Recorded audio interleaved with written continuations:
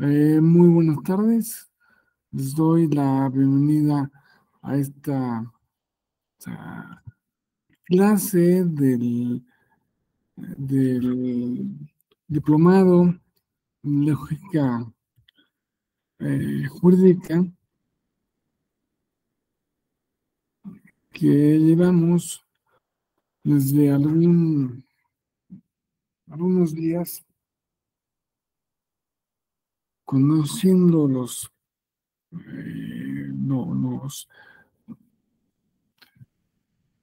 exponiendo algunos de los intríngulis del pensamiento humano. Hablamos mucho de la lógica clásica.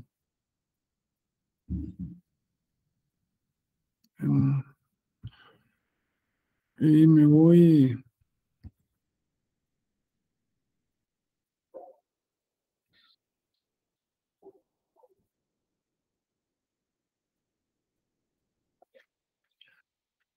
a permitir dar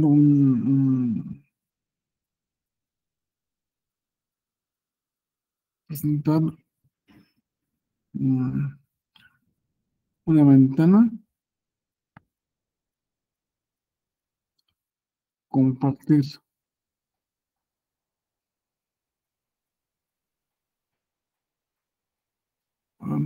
No sé si pueden ver correctamente la presentación.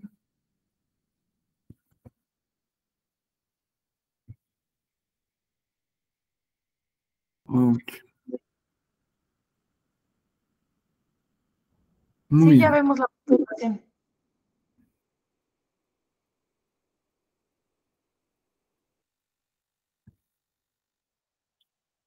Fantástico. Entonces,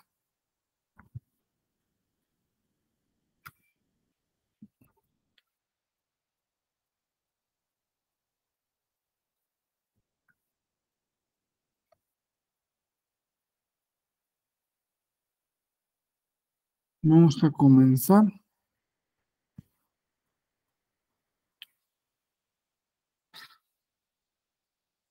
Vamos a comenzar hablando de los modelos lógicos contemporáneos,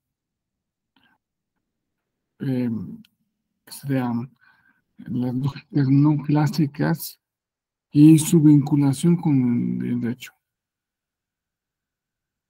Hemos expuesto que la lógica clásica pues nació fue creada por Aristóteles hace pues como 2400 años y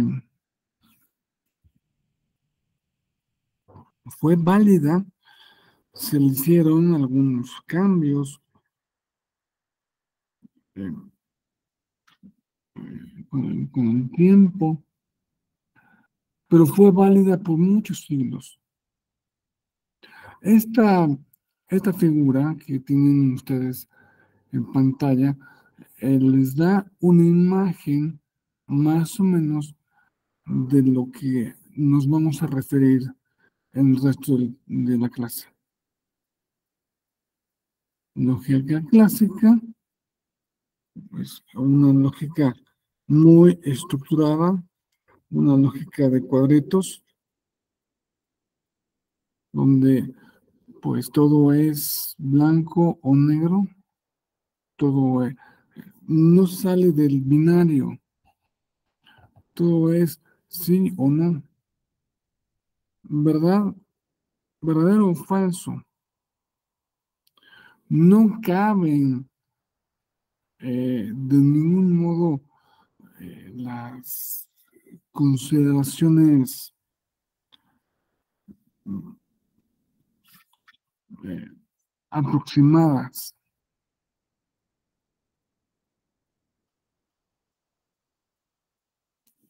Y pues se dice también que las lógicas no clásicas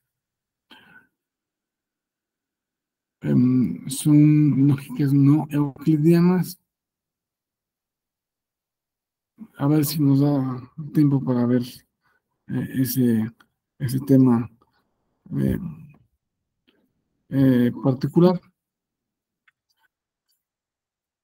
Vamos a comenzar con la introducción a los sistemas lógicos contemporáneos.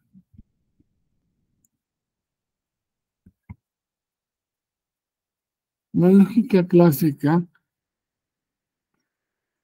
como ya se los expuse, desarrolla el modo de razonamiento y parte de los principios de no contradicción y ser tercero excluido. Pues es muy obvio para la lógica clásica que si yo digo el vaso está lleno de agua, no puedo decir el vaso está vacío de agua al mismo tiempo. O sea, es el principio de no contradicción. Yo no puedo estar aquí y no estar aquí al mismo tiempo. El tercero excluido es algo parecido. Cuando yo digo, cuando estamos en términos binarios y hablamos de una cosa que puede ser o puede no ser, y no hay alternativa.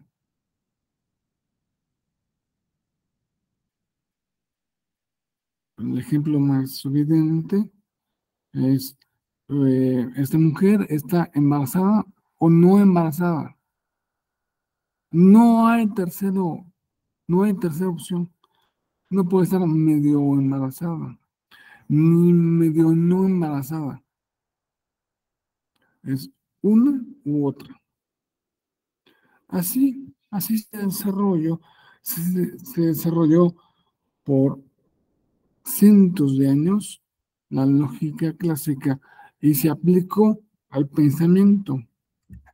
Recuerden que Kant decía en el siglo XVIII, finales del XVIII, que desde Aristóteles la lógica, y a eso se refería a la lógica clásica, no ha tenido que dar ni un paso atrás.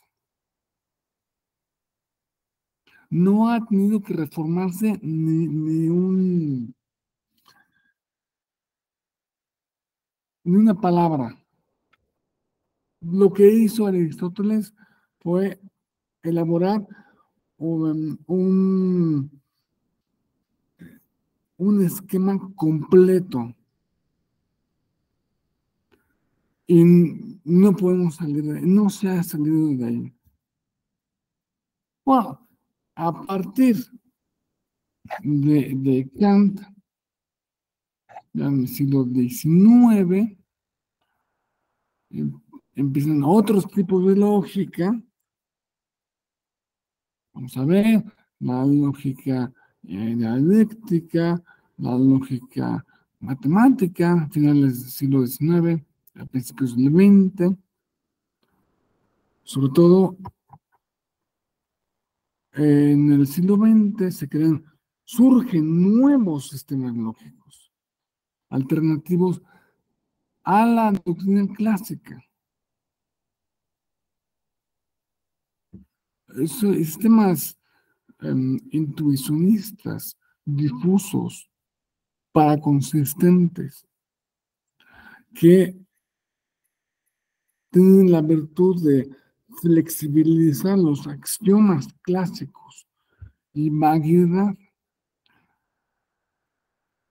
incorporan vaguedad e incertidumbre para modelar mejor lo que pasa en la realidad.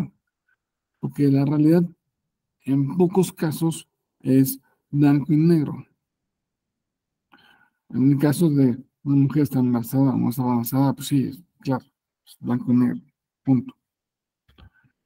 Pero en el resto de la vida, en la mayoría del resto de la vida,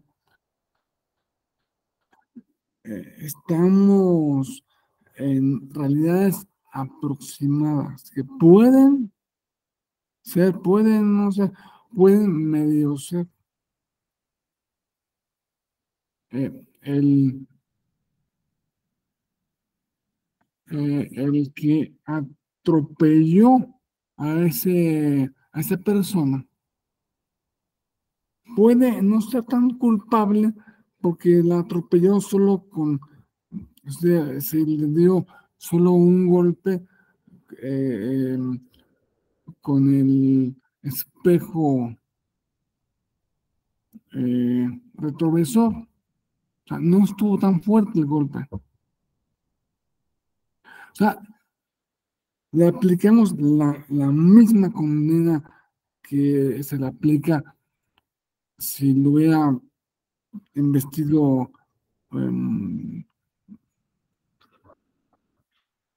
de frente. O sea, se tienen que flexibilizar los esquemas. Le llamamos que son lógicas no, no em, euclidianas, porque Euclides, que es un matemático muy importante, no es el que inició ni que fundó las matemáticas, pero sí escribió un libro que, que relata cómo van a ser cuáles son los, los puntos más importantes de las matemáticas y los escribe en axiomas. Esos son los axiomas de Euclides. Por eso, algún lógico, algún intelectual le puso lógica euclidiana a la lógica que tiene que ver con axiomas, que, que está construida con base en paradigmas eh, perfectamente consistentes. Y las lógicas no euclidianas son aquellas que rompen con esos axiomas, que permiten modelar. Bueno, ahora vamos a ver la palabra modelar, pero permiten construir el pensamiento desde otros puntos de vista, más flexible, más humano.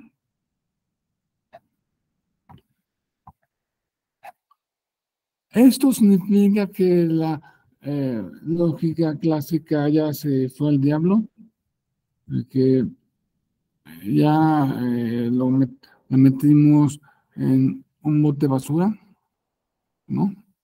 No, no, por supuesto. La lógica clásica sigue siendo, por supuesto que perfectamente válida. Las lógicas no clásicas o lógicas alternativas o lógicas no euclidianas son lógicas o herramientas que son alternativas, que son, que son complementarias a la lógica clásica. O sea, la lógica clásica, por supuesto, que se sigue operando. no ha perdido sus títulos de nobleza, esa lógica clásica, simplemente a partir de unos pocos años, se ha complementado con otras formas de pensamiento.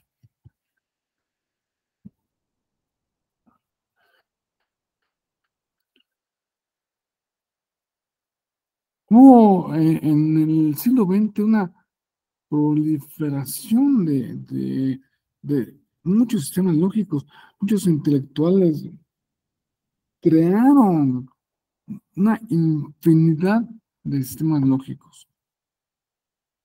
Pues hemos decir, o sea, ya les mencioné lógica clásica, lógica dialéctica, matemática, pero además se crearon, no sé, 25, 35 tipos de lógica adicionales, como la intuicionista, la difusa, la modal, la paraconsistente, que todas ellas responden a la necesidad de explicar de modo más preciso el mundo en el que vivimos. Por ejemplo, la lógica clásica, pues poco tiene que ver con la física cuántica. La física cuántica que nos dice, y esto ya se ha probado muchas veces, una partícula, la misma partícula, el mismo electrón, puede estar en dos lugares al mismo tiempo. Pues eso, claro que viola al principio de no contradicción. ¿Cómo es posible que una cosa esté aquí y esté aquí y sea la misma cosa y al mismo tiempo? ¿Quién sabe? Dicen que quien dice que entiende la mecánica cuántica es que no ha entendido la mecánica cuántica. O sea, tienen aplicaciones en muchas áreas: lingüística, informática, inteligencia artificial, es muy importante. Luego lo vamos a ver. Lingüística y también, ¿por qué no? Los juristas hemos adoptado algunos aspectos de las lógicas no clásicas. Y si las añadimos a la lógica clásica con la que venimos trabajando hace más de 2000 años, para crear una respuesta más cercana a los hechos como son en, en el mundo empírico. Así que tenemos esta rápida clasificación. Por un lado, lógica clásica, que pues se distingue que hay verdad, una cosa es verdad o no es verdad. Hay el binario, arriba o abajo, verdadero o falso. La lógica matemática, también en muchos aspectos, es una lógica de binarios que no acepta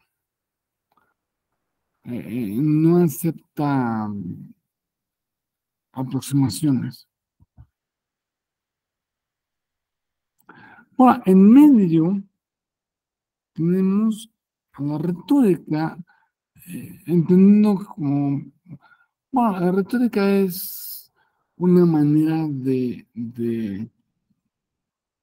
plantear las, la- el- los argumentos. Es una manera de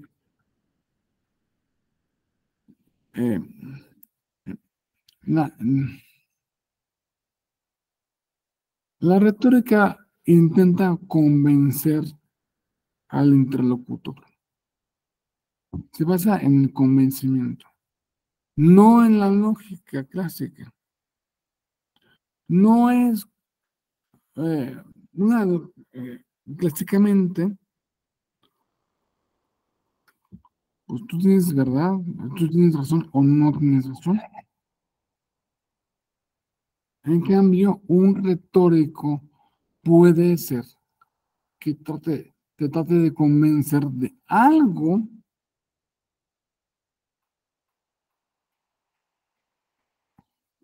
que no sea estrictamente verdad. El ejemplo más clásico es el ejemplo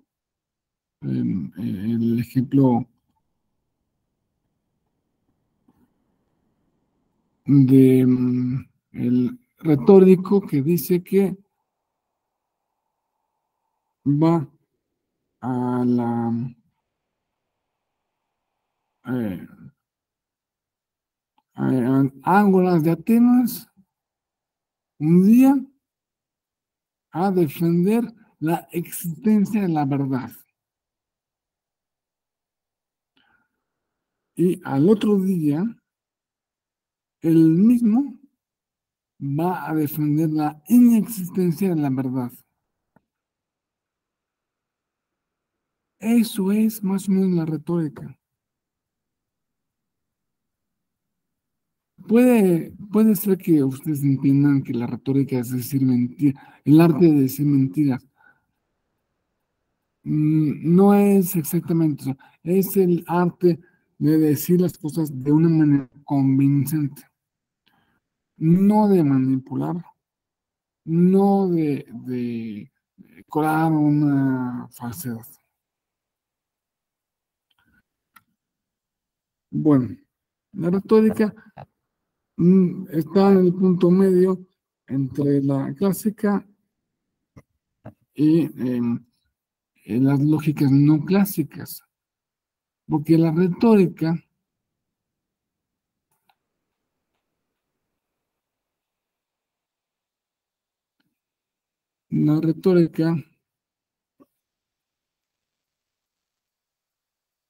em,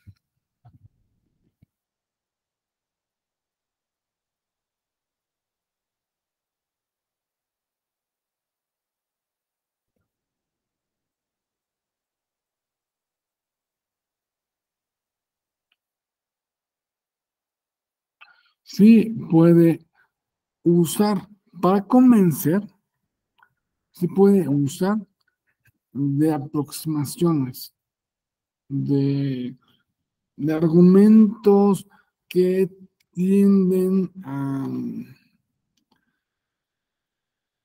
a, a medio decir que las cosas estuvieron mal, pero no tan mal. Estuvieron bien, pero es lo que hacen los políticos todo el tiempo. Retórica. Intentan convencer al público de que ellos son la mejor opción por esta y esta razón. Y de que el otro no es tan buena opción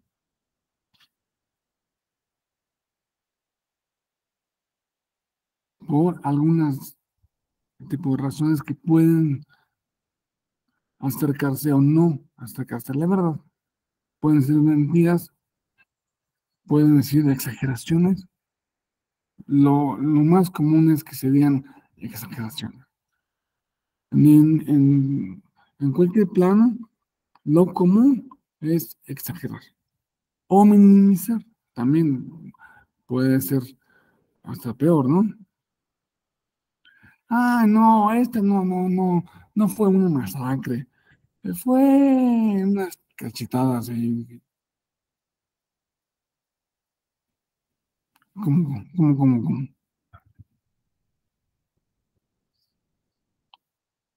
Bueno, entonces ya habiendo pasado de de la retórica, vamos a ver algunas de las muchas lógicas no clásicas que se han creado y que han sido adoptadas de alguna manera por el derecho.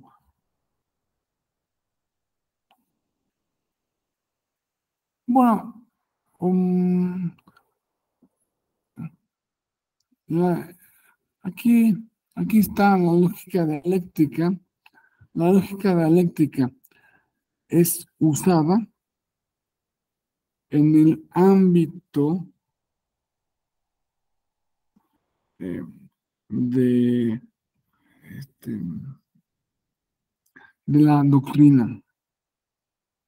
Difícilmente es usada en el ámbito jurisdiccional.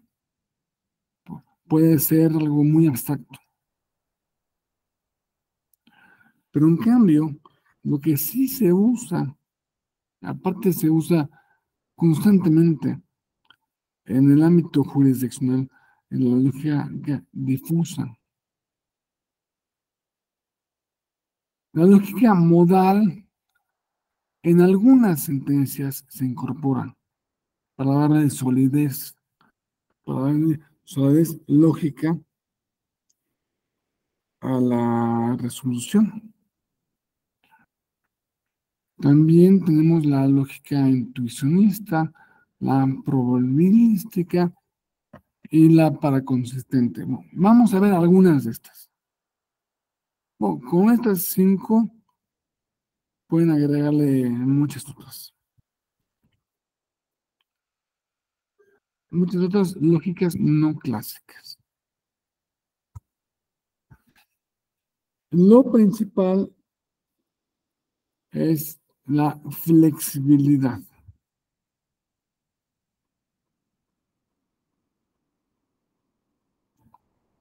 porque incorporan elementos como vaguedad, incertidumbre y posibilidad.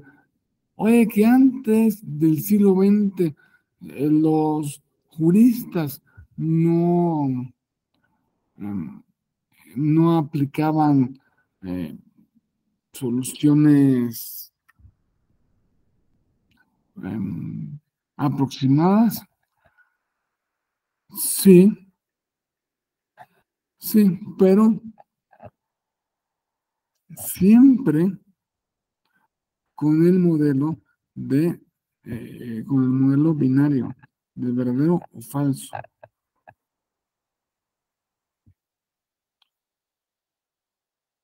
Ahora introducimos la posibilidad de em, aplicar al diálogo, al diálogo, al debate y a las resoluciones jurisprudenciales elementos que pueden ser contradictorios, pero tenemos que ver en qué sentido son contradictorios. Pues eso se usa constantemente en poesía. En poesía se suele usar la figura del oxímoron. El oxímoron es lo que clásicamente sería una contradicción en términos. Por ejemplo, si yo digo, en esta calle me encontré con una oscuridad luminosa o cayó una luz oscura.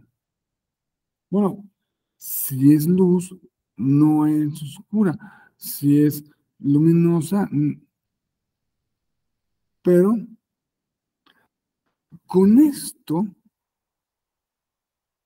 los poetas quieren decir algo más. Y un oxímoron siempre te pone en un... ¿cómo es eso? Si no es oscuro, es luminoso y es entonces me recuerda a cuando prendí una luz un día, ¿no? Eso es la intención del oxímoron. Las resoluciones judiciales procuran no ser poéticas, más bien, no son poéticas, no son ejercicios de poesía, pero en las actuales marcan grados de verdad. Y esto ha servido mucho para el progreso de la interpretación legal.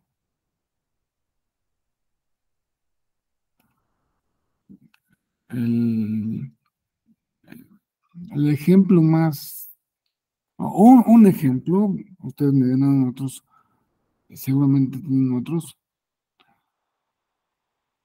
que una persona fue al registro civil, dijo, yo quiero cambiar mi nombre. ¿Por qué?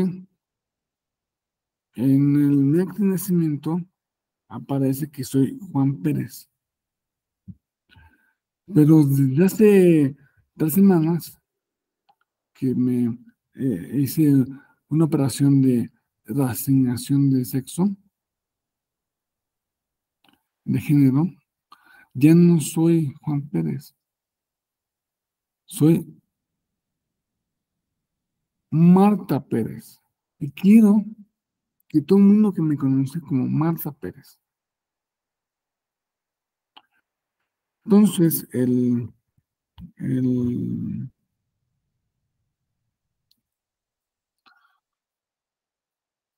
el funcionario del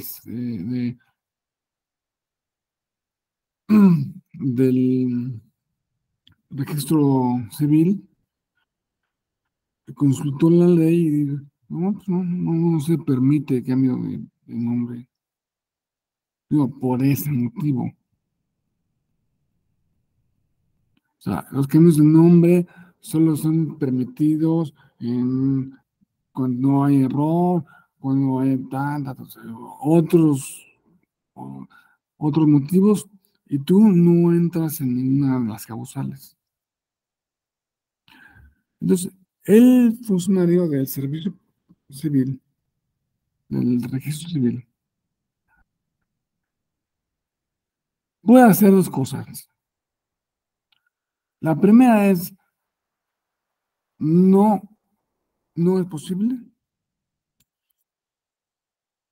Juan Pérez, vete y sigue llamándote Juan Pérez. La otra es decir, mira, es que tengo que hacer una interpretación de acuerdo a los derechos humanos.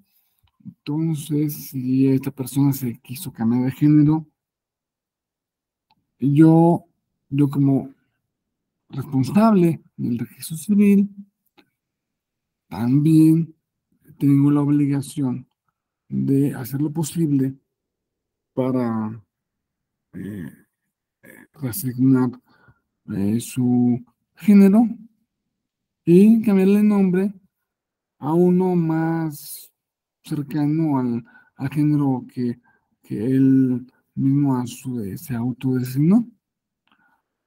Entonces, vamos a hacer esto, vamos, ¿ok? Juan Pérez, le cambiamos a Marta Pérez. Claro que ahí tienen que ver otros asuntos, ¿no? Porque Juan Pérez hizo muchas cosas en su vida como Juan Pérez. Y que todo lo que hizo como Juan Pérez ya desaparece, todas sus obligaciones. Si sacó una hipoteca en el banco, ya no lo tienen que pagar, porque la hipoteca estaba a nombre de Juan Pérez, no de Marta Pérez. No, son este, otra clase de, de, de problemáticas derivadas de lo mismo. Pero digo que la lógica no clásica, nos permitiría hacer esta clase de interpretaciones, modelar o cambiar, o, eh,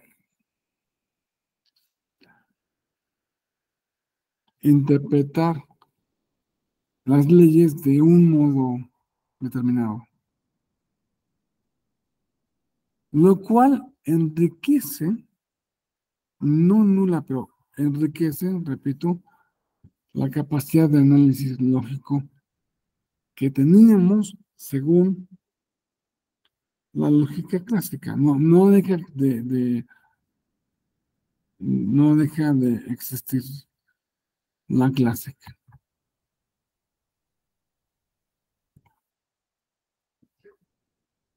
Vamos a ver. em, que, por ejemplo, el tipo de lógica, todas estas son no clásicas.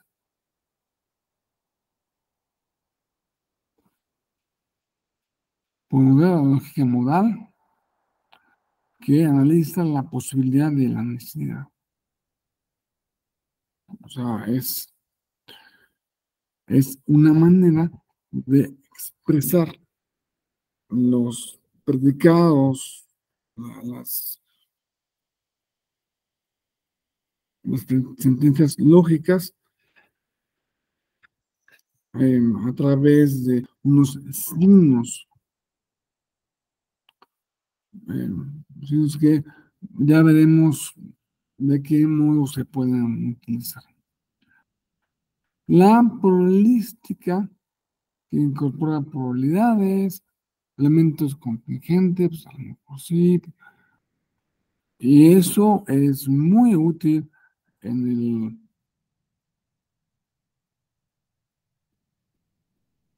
en en las consideraciones de los hechos.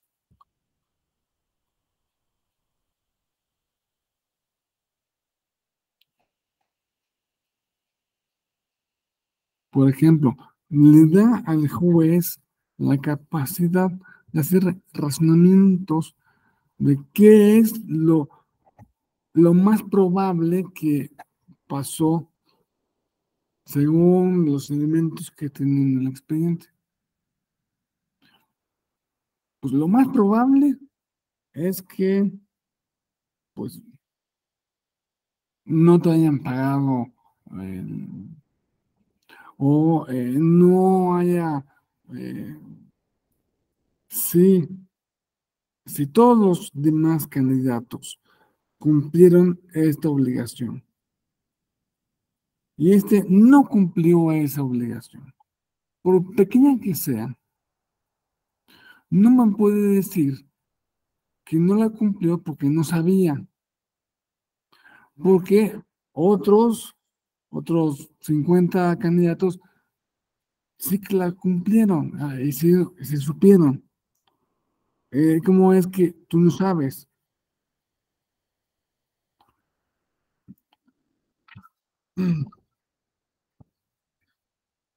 La lógica difusa es muy importante, sobre todo para en los casos en que eh, el juez encuentra una colisión entre principios. El principio de privacidad o el principio de libertad de expresión. Yo tengo yo tengo la libertad de expresión para decir lo que quiera. No, sí, pero no tienes, esa libertad no se extiende a mi vida privada, porque, o cuando se extiende a la vida privada de los políticos, bueno, los políticos tienen que entender que un puesto público significa necesariamente, y esto lo han analizado toda la doctrina de todo el mundo, un puesto público significa una reducción en sus niveles de privacidad. O sea, hay ciertas cosas que no se pueden saber, pero hay otras que sí. O sea, ¿qué tan corrupto fuiste? Sí, es algo pertinente que el público lo sepa. A lo mejor esa falta o ese delito no es pertinente que lo sepan respecto a una persona que no es político. El que atropelló a la viejita. Sí es pertinente que el público sepa que el candidato, el que se muestra como candidato, atropelló a 5 personas. Como que, ¿por qué andas atropellando a 5 personas? Como que es extraño, ¿no? Sí, eso es pertinente en al momento del debate político.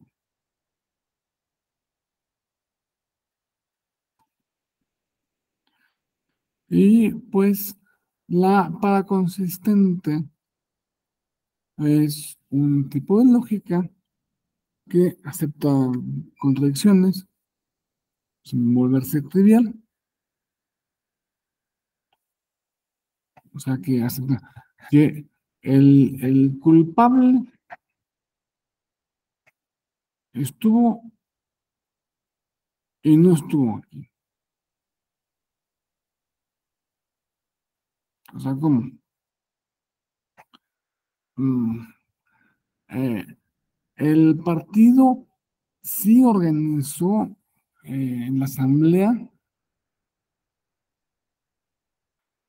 pero no lo organizó de la manera que quería así lo organizó, pero lo organizó en Saltillo. Y lo debió haber organizado en Guadalajara.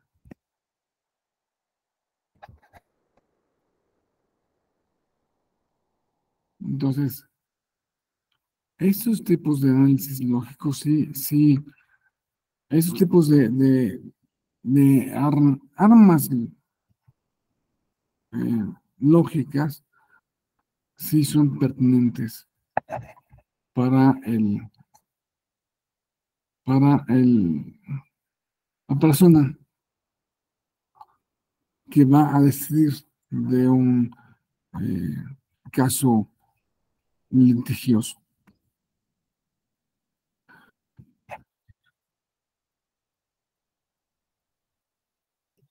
Ahora vamos a ver los modelos lógicos.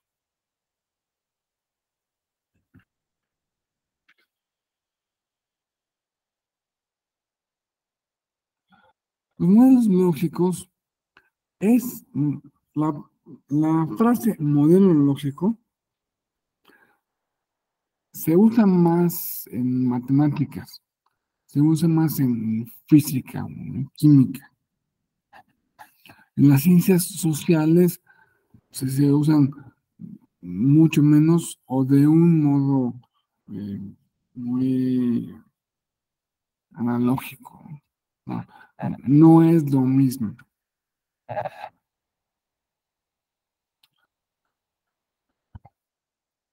Un modelo lógico es una herramienta para representar de manera estructurada las relaciones de un sistema. Y esto se usa mucho en ciencia. Es más, esto es la ciencia. La ciencia hace modelos. La ciencia, cuando quiere explicar el origen del universo, se basa en unas observaciones que en la observación que las galaxias están expandiendo y si se están expandiendo,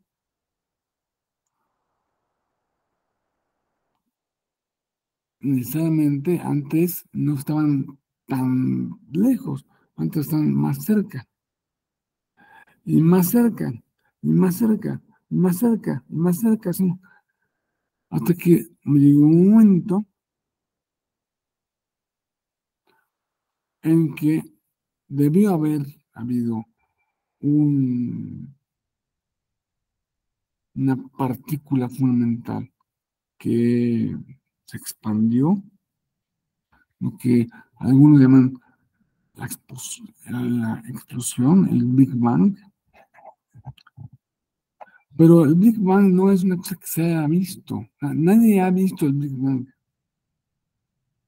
El Big Bang es un modelo científico. Puede ser que no sea así. Puede ser que la realidad sea muy diferente. Pero no se han presentado. Todas las pruebas que se han presentado son consistentes con el modelo de Big Bang. Los modelos científicos también producen predicciones. Si este modelo es correcto, entonces deberíamos ver eh, una lluvia de neutrinos, ¿ok? Y hacen eh, sus pruebas y en efecto, sí, captamos una lluvia de neutrinos. Esa es la manera en que la ciencia se maneja. El fin del universo, ¿cómo vaya a ser? ¿O dentro de cuánto tiempo vaya a ser? ¿O qué, cómo estará el universo dentro de muchísimos años? Pues hacemos modelos. A ver, el modelo de la expansión perpetua. Ok. O sea, y la muerte por congelación. Eh, puede ser que haya otro Big Bang, pero al revés. Ah, pues ese es otro modelo. O puede ser que el universo se esté expandiendo tan rápido que vaya a llegar un momento en que se expanda más rápido que la luz. Entonces, cuando se expanda más rápido que la luz, el universo en sí se va a romper. Ese es otro modelo. Digo, quién sabe si pase o no pase. Lo que sí es que todos los modelos nos proporcionan marcos coherentes y sistemáticos para comprender o implementar un sistema o una teoría. Cuando lo que aplicamos al derecho, vamos a imaginarnos un modelo lógico aplicado al derecho.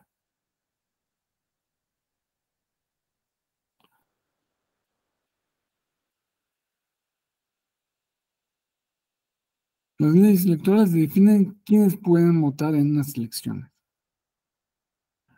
Por ejemplo, la norma dice, solo los ciudadanos mayores de 18 años tienen derecho al voto.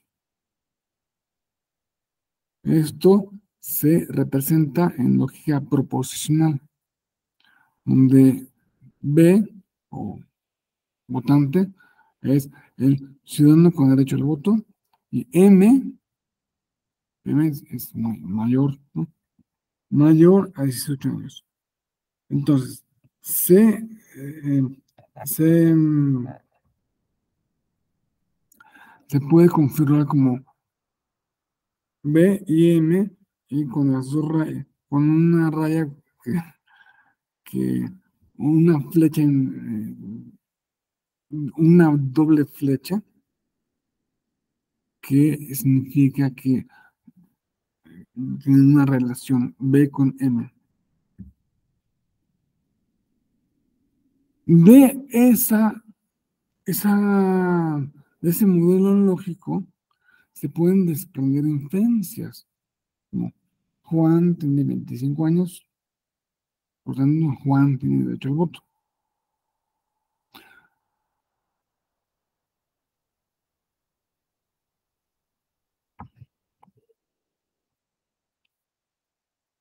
Um, en ciencias sociales, en economía, el modelo lógico puede referirse a un marco, un sistema que representa relaciones causales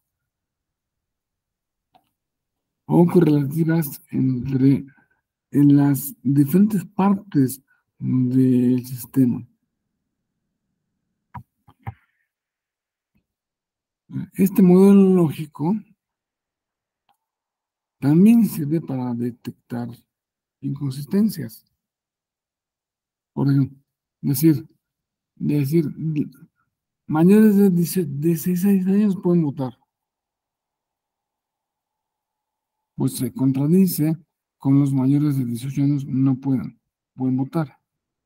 Por tanto, en la frase los mayores de 16 años pueden votar, se debe excluir.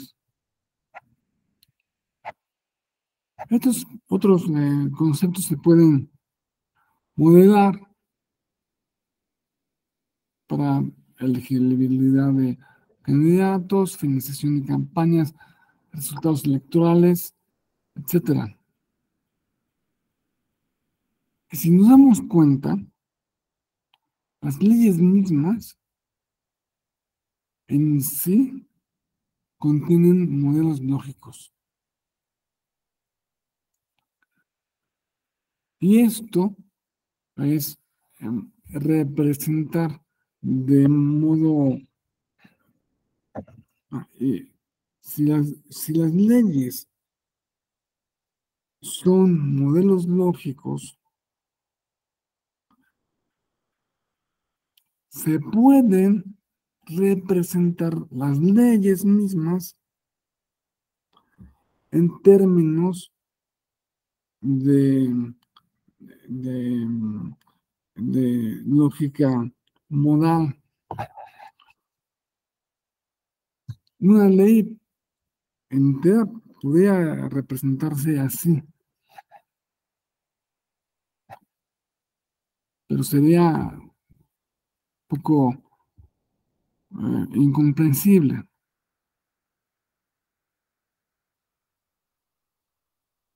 No, o sea, poco comprensible, pero desde luego que muy, eh, por supuesto, extremadamente consistente.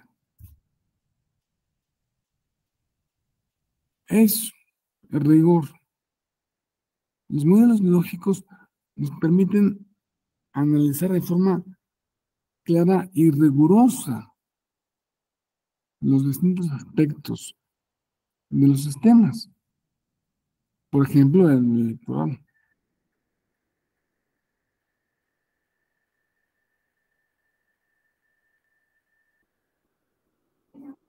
Bueno, pues yo tengo que son las 5:03,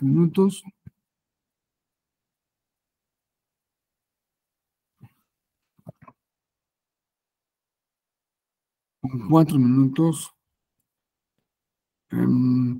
Quisiera hacer una pausa de unos pocos minutos.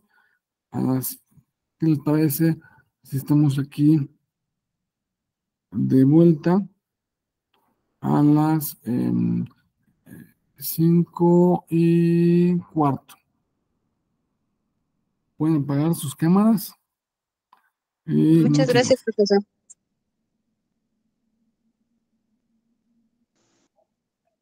Enterada, doctor.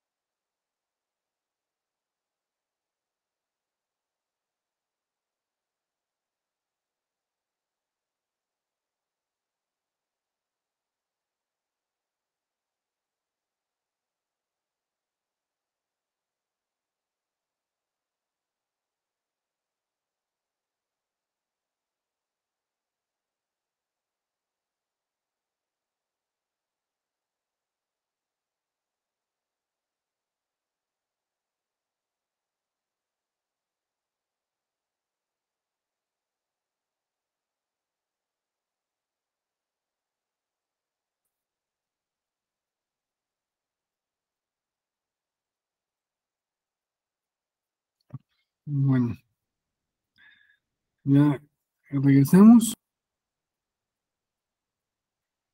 Vamos a continuar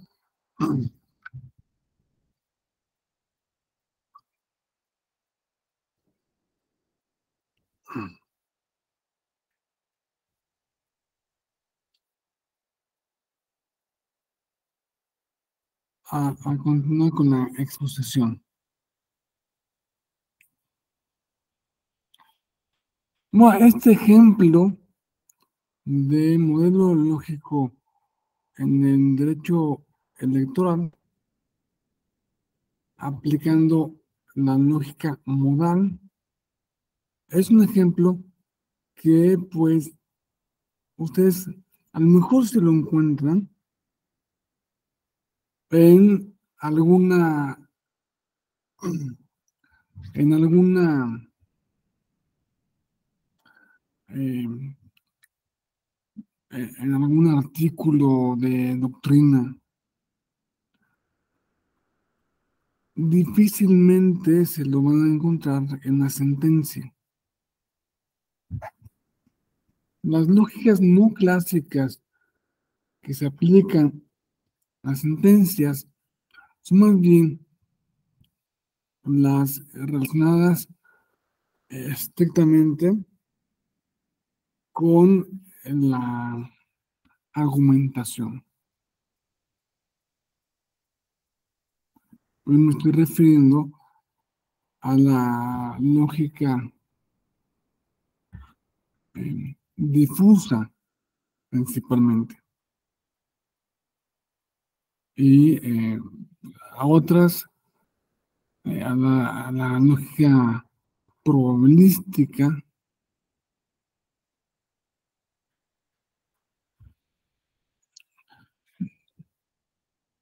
Puede ser que se encuentren también aquí una tipo de lógica que no se incluía en esta presentación, que es la lógica deóntica,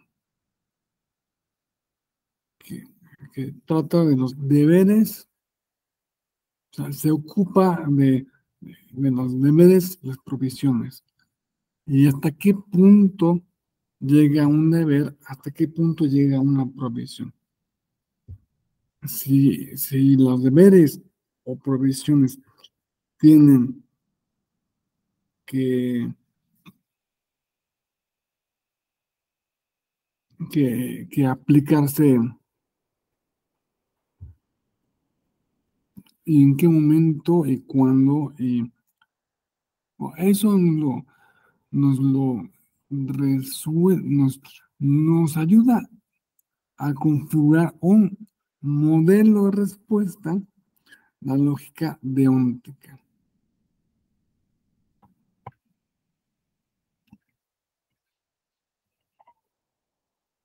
Pues las aplicaciones de las lógicas no clásicas son muchas y en todas las materias.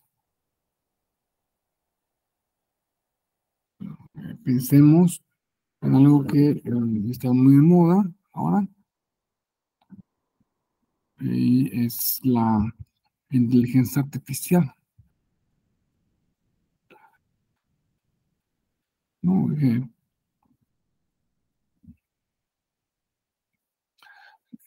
Las lógicas difusas permiten a los chatbots manejar razonamiento aproximado en sistemas expertos. Uso útiles, son útiles en el control y diagnóstico médico, o sea, en la inteligencia artificial. Promete cambiar, cambiar muchas cosas. No sé si todas las cosas que vayan a cambiar realmente las que va a cambiar o si va a cambiar más de las que dice que va a cambiar. Pero, por ejemplo, una máquina con inteligencia artificial tiene la capacidad, si es entrenada adecuadamente para ello, de detectar si una manchita que te salió en la piel es cáncer o es una manchita o es lo que sea. ¿Por qué? Porque se le ha alimentado con 50 millones de fotos de manchitas y 50 millones de fotos de cánceres, ya la puede distinguir, ya, y su patrón es suficiente, ya creó los patrones suficientes para eso.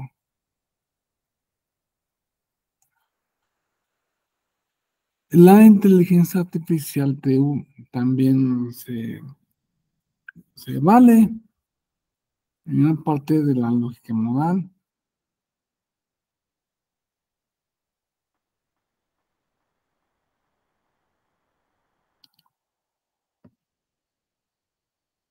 porque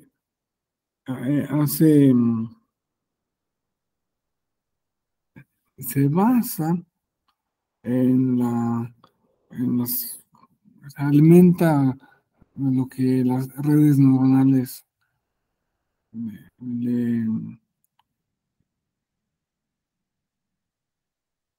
concluyen y son muy eficaces para decir qué es probable, qué es posible, qué no es posible, qué es qué es obligatorio, qué, de, qué respuesta es la que debe dar en cada caso.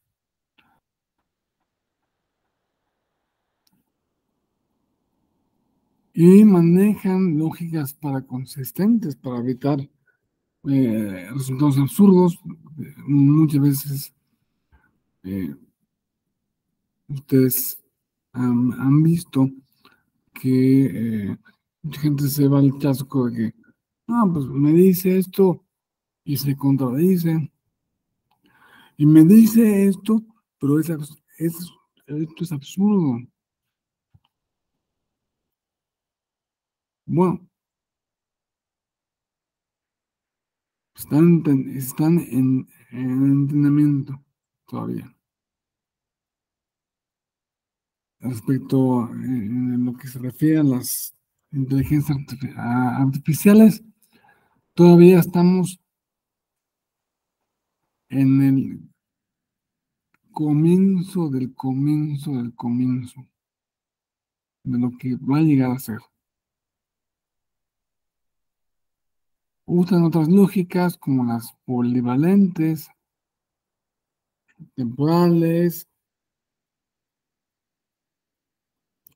lógicas descriptivas, ¿no? Que representan un reconocimiento de redes semánticas o de ontologías.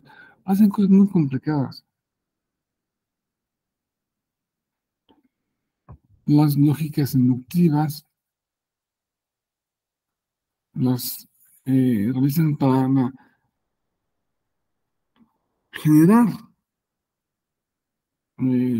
conclusiones. Es que increíble cómo pueden razonar, cómo una máquina puede razonar.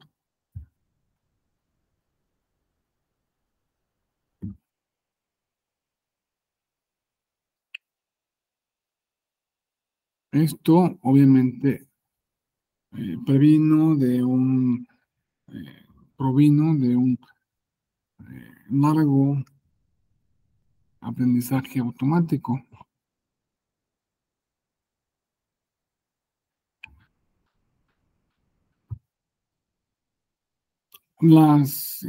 También se usan lógicas como las no monotómicas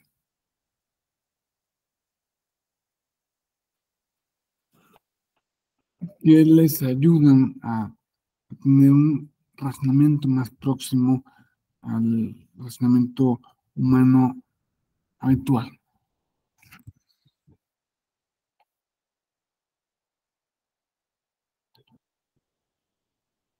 Estas lógicas no clásicas permiten a los servicios de inteligencia artificial dar un servicio más potente, flexible y cercano a lo que uno les pide. Ya cada vez van a entender mejor lo que quieres, porque entienden el contexto, entienden que lo que les preguntas, por lo general, se maneja o está en condiciones de incertidumbre o que no tienes toda la información. Con la información que tienes, ¿a qué se puede concluir? Y esto es, y va a ser muy importante porque la inteligencia artificial está llamada también a sustituir a los abogados, a hacer lo mismo que hacen los abogados, a hacer lo mismo que hacen los jueces.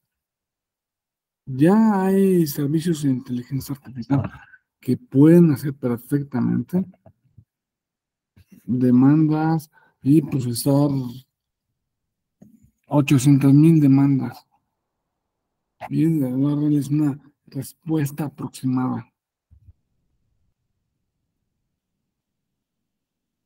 Tenemos que ver, tenemos que estar muy atentos de que hacer algo, de aprender a hacer algo que no puede hacer una inteligencia artificial, que realmente cada vez es menos. Otro día vimos un robot jugando ping pong con un ser humano. Increíble, increíble. Este ser humano se ve que era un super experto, pero en pum, pum, pum, pum. Ni a los deportes, ni los deportes están curados de no ser posible, de no ser aplicable algún tipo de inteligencia artificial.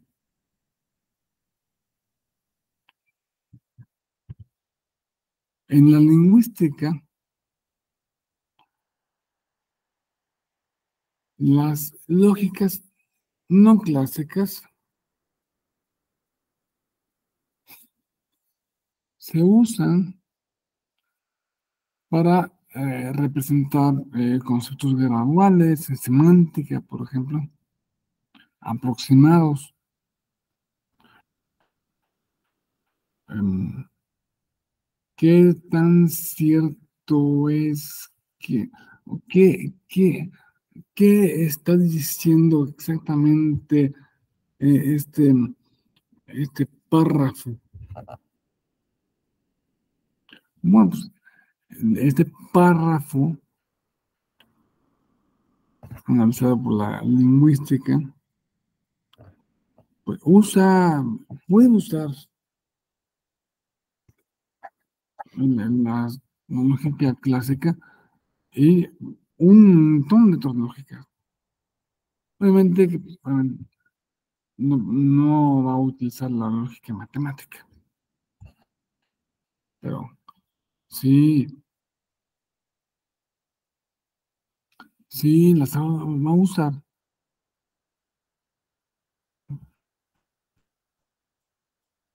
para modelar actos de habla, por ejemplo. Y nada. pragmática. En la lingüística, las lógicas no clásicas han sido fundamentales para entender o para dar cuenta de la evolución de los idiomas. Como un idioma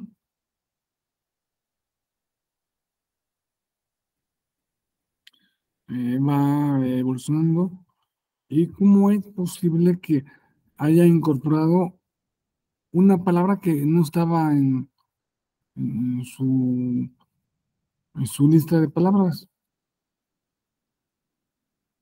¿Por qué incorporó esa palabra? Ah, porque fueron conquistados por... Ah, muy bien. Y este idioma, ¿cómo es posible que no haya cambiado? O este idioma en concreto también es,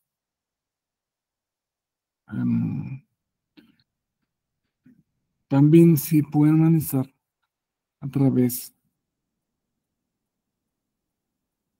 de muchas herramientas lógicas,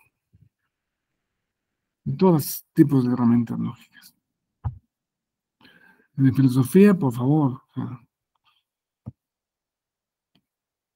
es, es evidente que se usa en todos los ámbitos, en epistemología, en filosofía de matemáticas, que es parte de la filosofía. La filosofía de las matemáticas es parte de la filosofía. La filosofía del conocimiento es parte de la filosofía. La filosofía del derecho es parte de la filosofía, no del derecho. Entonces, tenemos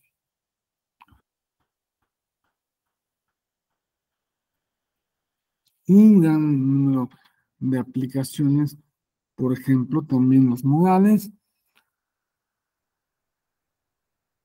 que se pueden utilizar en ontología para simbolizar los elementos de posibilidad de necesidad y probabilidad.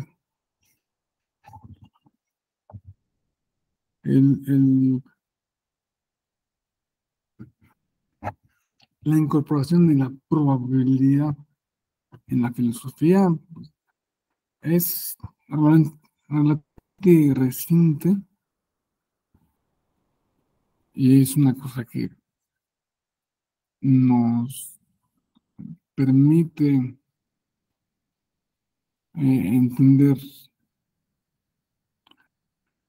entender muchos otros aspectos de la realidad. Y cuando hablo de filosofía, también hablo de derecho. Quisiera hacer un ejemplo de lógica modal para que vean cómo se simboliza. O sea, es una manera de simbolizar los predicados lógicos. Lo que podría ser un simple silogismo, si la puerta está cerrada, no puedo entrar. Está cerrada, conclusión, no puedo entrar. La lógica modal se usa para no poner toda la frase y simbolizarla en unos pocos términos.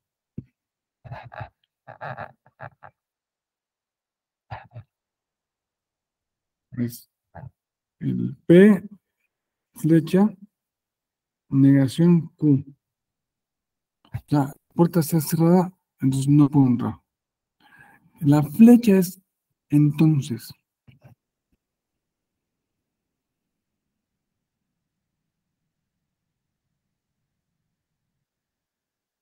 la puerta está cerrada, la P, puerta cerrada. Y las tres puntitos es, por lo tanto, no Q. O sea, el símbolo que es una raya con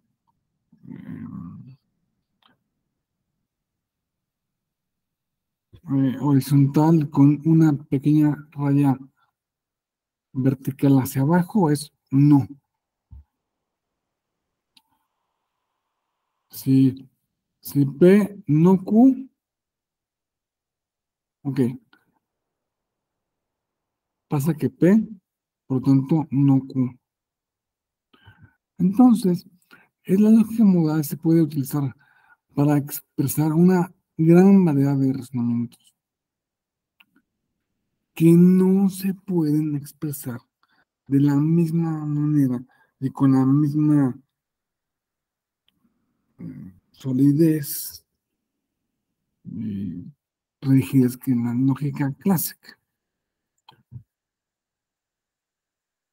O sea, en esta lógica sí puedo poner elementos de posibilidad, sí puedo poner elementos de necesidad, necesaria tal, o posiblemente, o a lo mejor tal. Y eso todo se puede, todo hay simbolitos que nos eh, ayudarían a entender eh, todo desde, ¿no?, un razonamiento desde un punto de vista más concentrado, resumido, riguroso y con elementos que superan lo meramente clásico.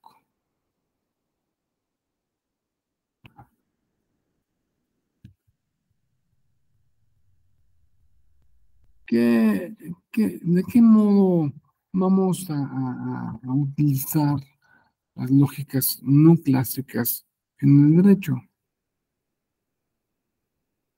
Ya les he dicho muchas pistas,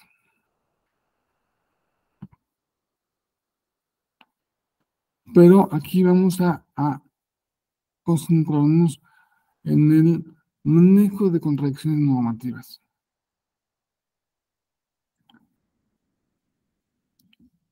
Sí,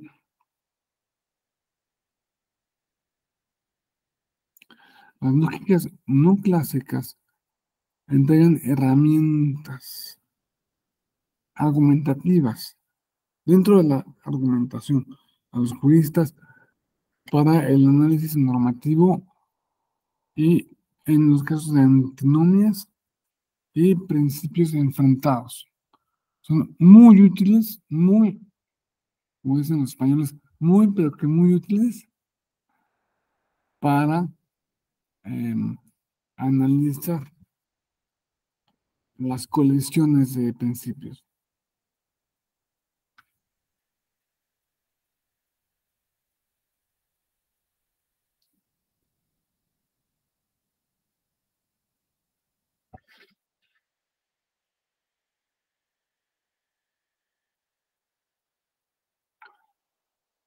Hay muchos conceptos jurídicos difusos.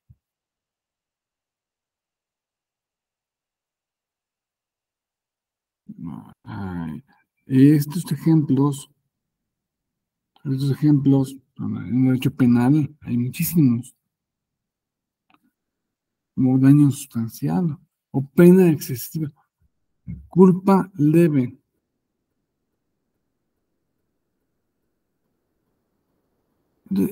Desde ese punto de vista, se puede entender que la argumentación jurídica que realizan los tribunales electorales, puede ser que en algunas ocasiones suene como, parezca como arbitraria, pero no es arbitraria, sino que se maneja dentro de los márgenes que concede la ley, el apartado, el apartado jurídico, y simplemente se hace una valoración de eh, qué tan, así que qué tanto es tantito. Eso se usa muchísimo al momento de analizar eh, las nulidades. Porque como siempre se va a todas las nulidades, todo lo que se anula por, por alguna causa. Y esa causa es probada más o menos, pues depende de ahí en lo que se entiende. Los jueces utilizan ese margen para decir, bueno, aquí en este caso voy a incrementar el, el estándar de la prueba. Voy a disminuir el estándar de la prueba. Porque se refiere a un caso de mujeres, una violencia de género, se refiere a un asunto de indígenas que pues están en el cerro y que es muy difícil para ellos llegar hasta las oficinas del tribunal. Ah, con, con esas, con los márgenes que da la ley, los márgenes que ellos mismos estatuyen que debe tener la ley a través de su jurisprudencia, y gran parte del progreso jurisprudencial que ha logrado este tribunal han sido argumentaciones más progresistas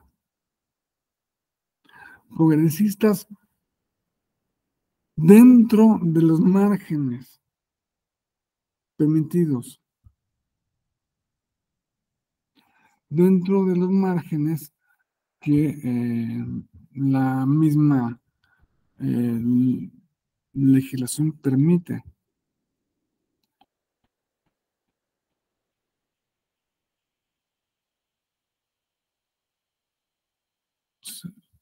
El,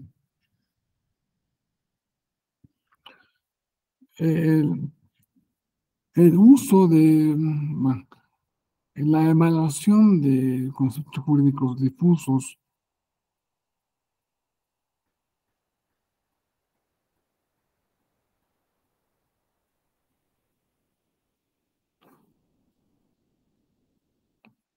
puede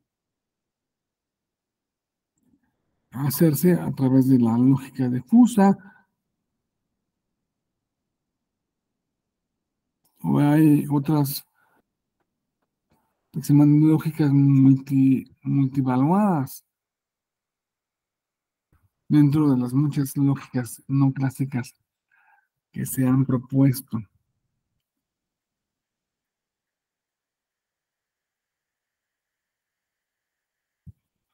La teoría de la posibilidad de la lógica difusa sirve para delimitar el contenido de los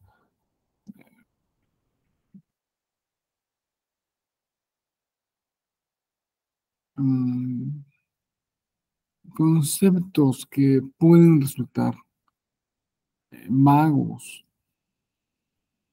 que pueden resultar... eh, es que aquí tenemos que entender que la ley se expresa en palabras y que las palabras,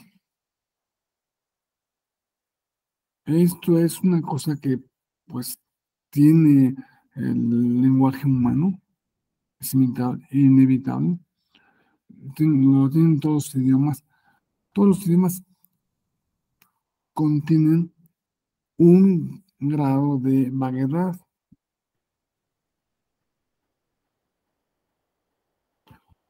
o de interpretaciones que se pueden sacar tanto de cómo se expresa, qué se expresa, qué se dice antes y qué después. Eh, todo eso va dando una idea, unas ideas diferentes.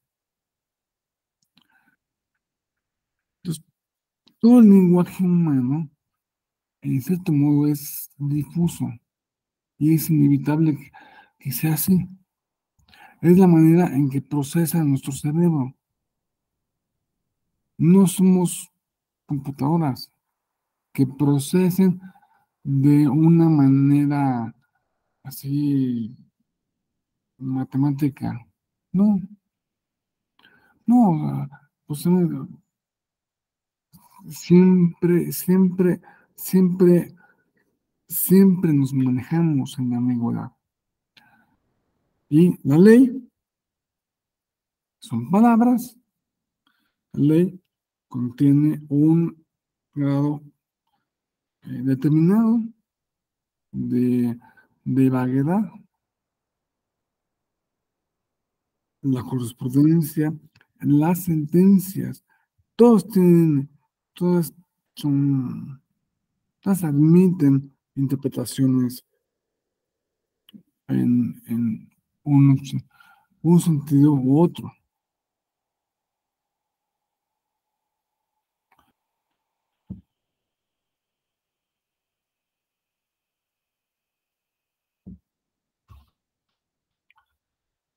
Se pueden también utilizar las, las lógicas no clásicas,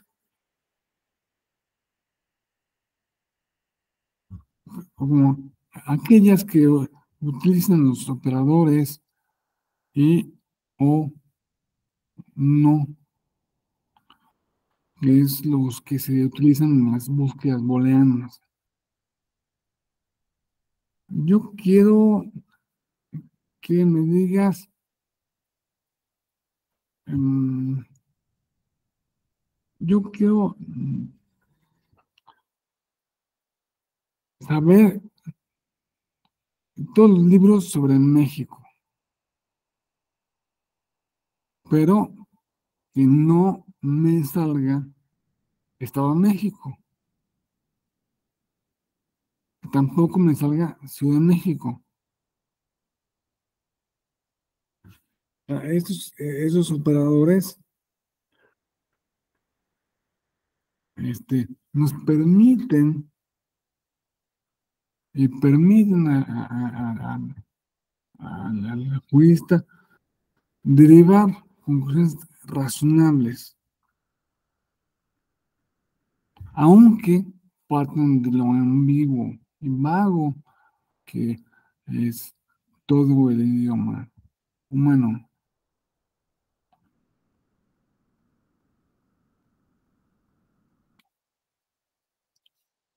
También la variedad del lenguaje legal se puede modular dentro de lógica difusa.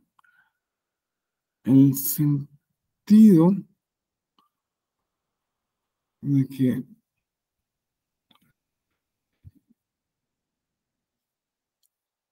puede ser que una ley o una conclusión, si fuera lógica clásica pura y dura, sea verdadero o falso.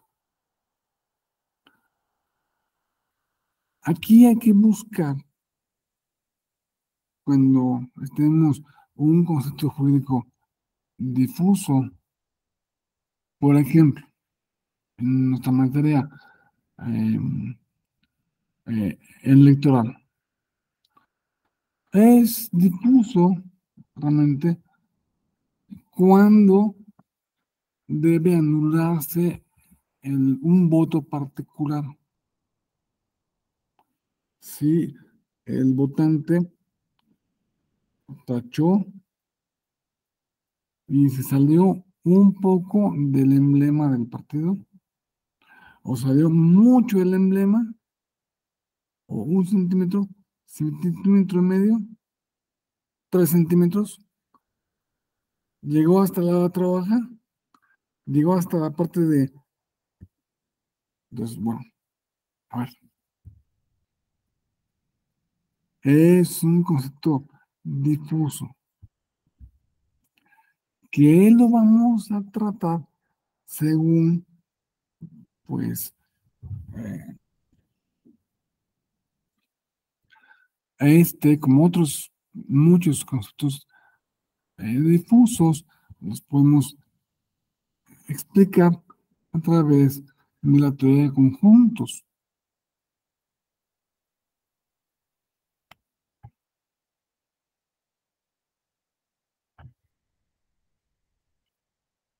Y pues, en este momento, me quería pasar a llegar al momento de las preguntas y respuestas. A ver si alguien de ustedes tiene alguna inquietud, una aclaración, una propuesta.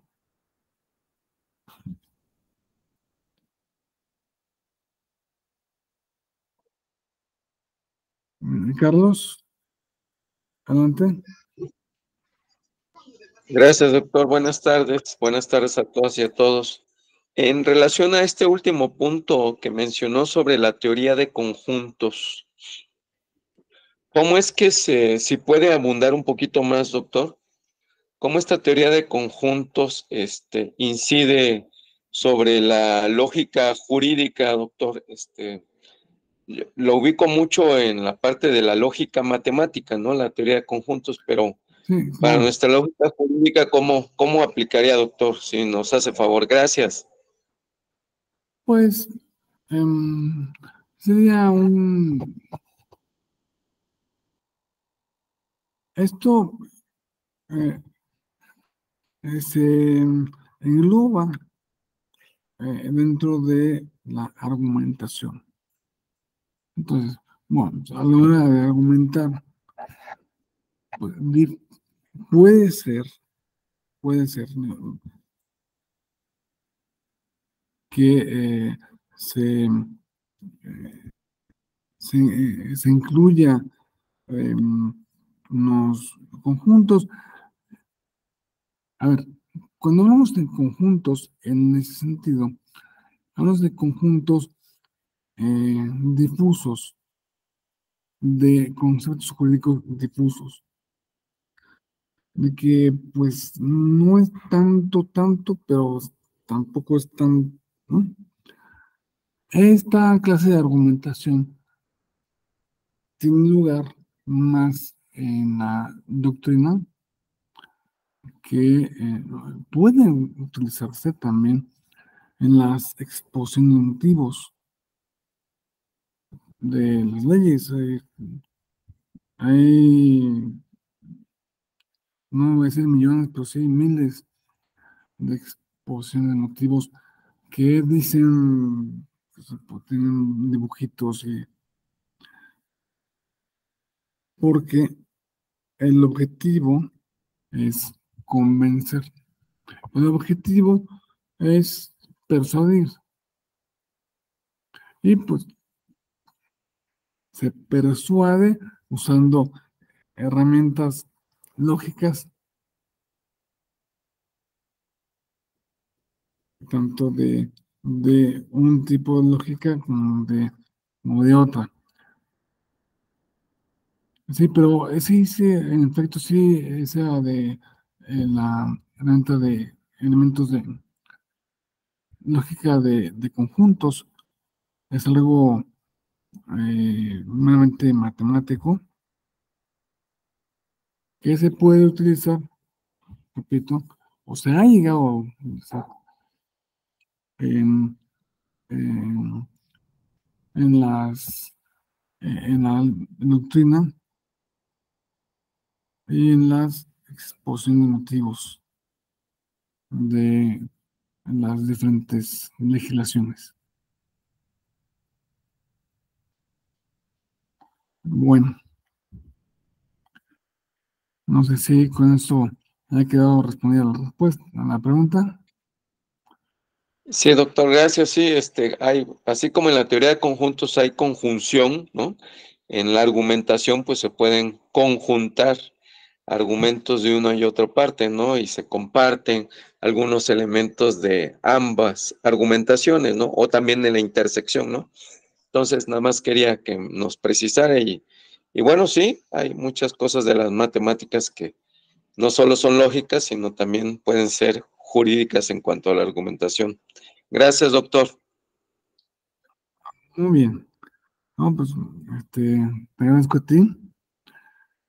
Y pues, con esto ya creo que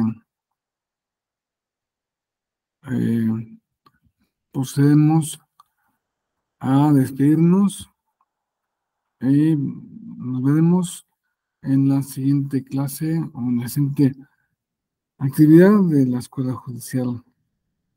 No creo que sí va a ser una clase de este mismo diplomado o pues, en otro diplomado,